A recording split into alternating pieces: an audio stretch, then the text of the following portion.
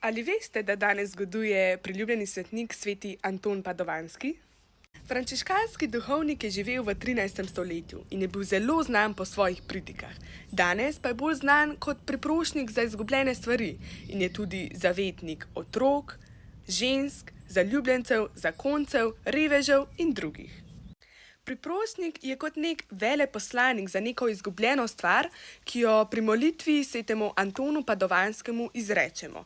Naprimer, sveti Anton Padovanski, pomagaj mi najti ključe. Eden izmed njegovih citatov se mi je najbolj utrnil v spomin in sicer glasi se: Duh ponižnosti je sladkejši od medu, tisti, ki se hranijo z njim, pa obrodijo sladek sad. Citat razumem tako, da tisti ljudje, ki bodo v življenju živeli ponižno, se ne bodo postavljali na druge in bodo znali poslušati in sprejeti kritiko, bodo dolgoročno živeli dobro in dosegali dobre stvari. To so lahko notranji mir, grajenje odnosov, spoštovanje do ostalih ali pa celo doseganje nekih uspehov, ki so pridobljeni na zdrav način.